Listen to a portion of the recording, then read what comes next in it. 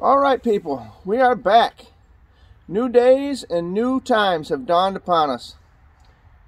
We have the situation with the boiler is fixed. I'll give you that.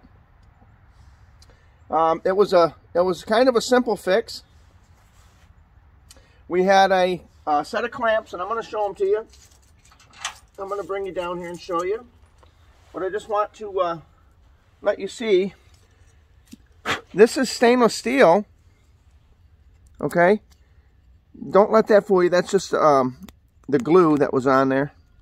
But this is stainless steel, and the tabs broke off. These are sold right from Central Boiler. Okay, look at this one. Now, I didn't over tighten these. I tighten bolts for a living. I mean, I know how to torque things. I know how much things can handle. I'm a subject matter expert on tightening bolts, trust me. But this is the bracket. Now, this is not rusted. This is stainless steel. This is the glue from the spray foam. But I believe they put a carbon steel bolt in here instead of a stainless bolt. And something must have, maybe the two dissimilar metals that corroded it. I really don't know, but you can see better here where it snapped it off. And I had 4 of these down there, and 2 of them were actually like this. They were loose. They were busted. These all came off, people. Even though these appear to be in good shape, these ones here, these are the straps right here that are the wake link. These are the weak link. Okay? And what happens is, I guess, I don't know, maybe the heat cycling, they don't like that, but these are engineered from Central Boiler. I don't know if these little spot welds maybe gave out, but it appears to be right on these tangs that broke. These were down there, these were still in good shape. There was 2 that were in good shape and 2 that were bad. So, needless to say, I won't be using these ever again. There we are. Okay, I won't be using these again.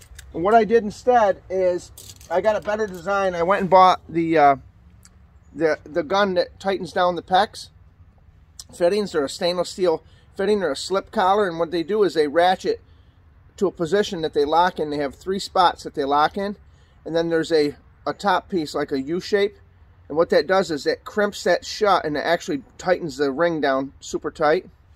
So that's what we have installed here. Now, it's cold out, okay? We're going to be getting an ice storm here. But I didn't have time to film the crimping and all that. I had to get her done, if you know what I mean. But I'm going to give you a show. I was just getting ready to cover this up, and I'm going to give you a showing of what I've got so far. This way here, if you have an outdoor wood boiler and you, the DIYer, want to do it yourself, you can say, this is the way to do it, and this is definitely not the way to do it. Because if you're not doing it right, you're not doing it. So let's get down here, and we're going to bring you into the situation. Now, as you see, this is the hard line going to the house. This is 55 feet of this going in. And this is very, very hard material, and it's got a high, dense foam in the inside. And what I did was I ran these pieces of foam. These are made to go around heating, okay, pipes. And what this is to keep these pipes from losing heat. It's not that it's going to hurt anything, but you're losing heat instead of having a differential coming back into the boiler at a higher temperature, so it doesn't have to recoup that much. You're losing heat out into the atmosphere, which you don't need. So as you see, I've got them down here. These elbows are all on nice and tight, right up to the pipe. I've actually got this one coming over here. Okay, this is the return line. And just one more time, you're going to want, on your return line, you're going to want a check valve. Okay? And as you see, let me get you up here, people. Here's a check valve right down here. Okay? There's a check valve. Trust me, it's under that foam. And then you've got this, this is your shut-off valve, of course. And I've wrapped this all up nice and tight. You can't hardly feel any heat coming off there. And right now the temperature is like 180. Over here, we've got the same situation. Now, it's very difficult to get these flanges wrapped, so that little bit of heat loss I'm not worried about. And the pump itself, we're not worried. But I got up top here, same thing. Got this all covered. Yeah, so that's the situation. We're going ahead, and now what the deal is, what we're going to do, okay, is we're going to come down here, and we're not just going to throw dirt in there, because we don't want any rocks or anything like that. So what I've got is a little bit of sand, and hold on one second, people. Hold on, I'm bringing it over. I'm bringing it over. A little bit of play sand. Now, you say, why are you putting play sand in there? Because I don't want these rocks up next to it, okay? So, I had spray foam in there before. We're doing away with the spray foam because I've got them covered. And this is mainly so that when the water comes down my property, don't just sit in there. Okay, because this type of dirt you see here, that's on the ground, right here, this is like a clay mixture. This is a pretty good waterproofing, believe it or not. If I put this sand down in there, and I build up a berm right here of that clay, and of course I've got to put my panels back on, the water, there's a swale over here. It's got a little swale. So the water's going to naturally want to run that way instead of inward. But even if it does, it's not going to freeze because you've got heated pipes here, people. Okay? So what we're going to do is we're going to go ahead and put some of this sand down there. Okay?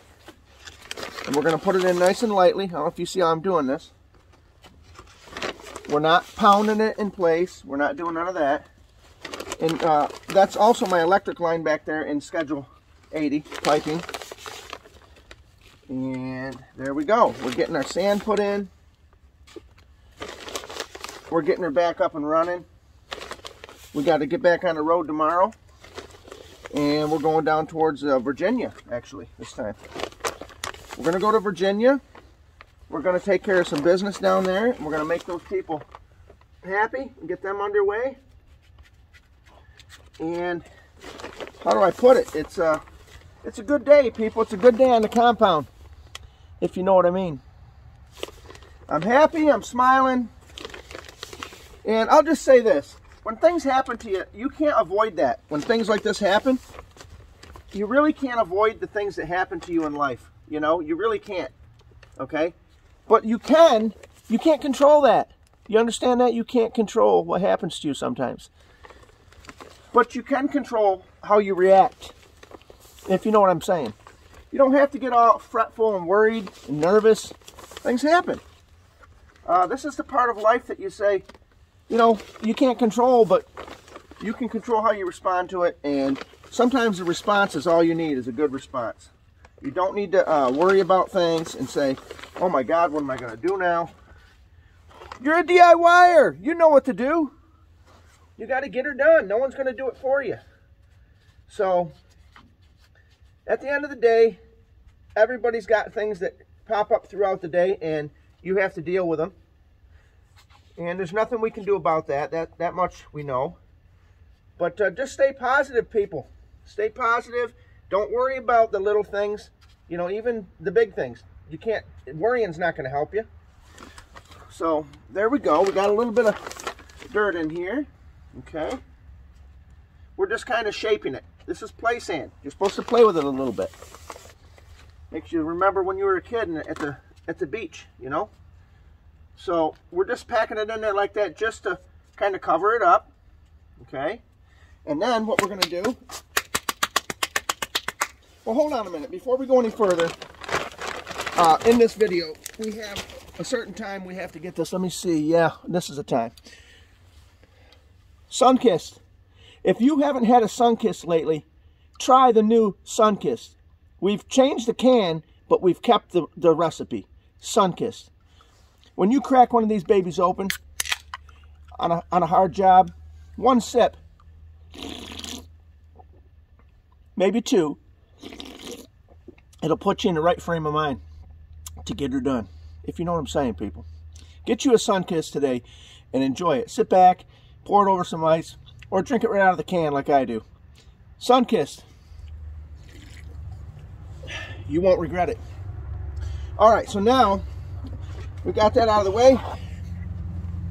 What we have to do, people, is get this, we have to get this other piece in here. This is your other transition piece that goes in here. And what it does, I don't know if you can see me, I'm going to slip this under one side. Pretty simple. And the only other thing we got to do is put some, we've got to put some screws back in it. And to do that, what I do is I have a bunch of these little nut drivers. Okay, and I kept these little hex-headed screws. These go in there, so we're going to go ahead and select the right nut driver for these, which is this one here. These are so old, people. I bought these so many years ago. I can't even read the numbers on them. I can't even read the numbers. Isn't that something? Well, we're going to go with it anyway. So here's one here. Okay.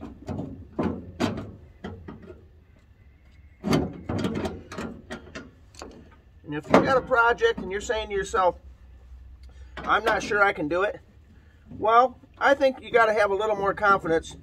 You know, you got to get out there and you got to say to yourself, there's things that you can do and there's things you can't do. You can't do open heart surgery, okay, stuff like that, but you can, however, do the things that are DIY projects, if you know what I'm saying. And let's see here, that one goes there. I'm missing a screw here. We're gonna rob one because I don't know where that one went. So let's go ahead and rob one over here. Get the right size on it. Okay, we're not robbing nothing. We don't get the right tools on the deck here. Isn't that something? Well, we ain't robbing that one. Well, what we're gonna do next is we're gonna put this other piece in here so the rain don't get in there. And what this does, this one goes up underneath the panel like that, and it goes behind there. So I put this one in prematurely. Let's get this back here.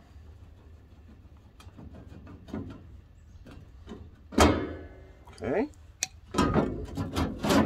There we go. And we're going to put this piece in. It's like a little Jenga puzzle. We're going to get it, that much I guarantee. Because we're not going to let this thing beat us, you know what I'm saying? All right, one goes there. One goes up here. And as you can see, these boilers, people, they're a steel pot within a steel pot welded. And then you have, let me get you up here. Then you have a high density foam sprayed over them. And you say, why does that foam not just melt off there? Well, inside is the fire, then you have a layer of water around it, and then you have another steel box, and that's what this outer steel box is what this is sprayed to. And this is rated for a couple hundred degrees, so you're only getting your boiler up to 175, 185, somewhere in that range. So this is why it can handle it, if you know what I'm saying. So we've got the pieces back in play. Now no rodents or anything can get in there, you know, unless they try digging in, which I doubt they will. And so what we're going to do, we've got this lower panel in now. We're going to move our tools out of the way. Okay. And what I did is I got one of these little, I think this was a Home Depot purchase to carry these in. These are a little husky bag I have. And whenever I need a nut driver, I know just to go to that bag. So we're going to do that. We're going to get this. Now here's the other thing. When you have an old vehicle that you get rid of or whatever, this is what I use. I use this like, this is out of the trunk. My daughter wrecked her car, and before they got rid of that, I took that piece. I said, that's going to be something. When you're a DIYer, you know what that's all about. So as you see, there's a natural swale here. Okay, this comes up and goes to the woods. But what we're going to do now, we're going to grab this here and we're going to bring in some of this material. Okay, we're going to cover up like this. Remember I told you this clay base right here? okay? This is like clay. So actually, we want this up here because this is going to be a good barrier. This is going to be a good barrier to keep the water away from that area. Now remember, I'm going to be putting a garage in here this spring, so I have to know where these lines are, people. And then what I'm going to do is make a small little piece here, a flange, if you will, just to cover that little piece right there. And then we'll tamp this in. But that's basically the boiler repair, people. Now in the basement, I could show you that, but I may do that in another video. I got the sump pump repaired. We got a new one in. I had to revamp the whole area, actually. And what I did is, I wound up putting a bigger sump pump in. And in order to receive the bigger sump pump, I had a smaller, I put a 5-gallon sheetrock bucket down there. And that's what I kept, like all the, you don't want dirt and stuff going in the bottom of your sump pump. And what I did was, beautiful, look at that, is I actually opened up that area, and I'm going to show you that video at a different time, but I can show you how I did it. Maybe tonight I'll do that video when I put everything back together down there. But I just wanted to give you an update. I like to keep my word. Keeping your word's important. I gave you the other video on this now. And you see what I'm talking about. This here clay is, it's important, you know. You put this right up here like this, and there ain't no water going to get through that. Well, I hope you enjoyed the boiler repair. And we're going to get back at it. We'll talk to you later. I'm pretty happy she's back and working. We got very hot water, and we got hot heat in the house. So this is Bry. I've got to get on down the road.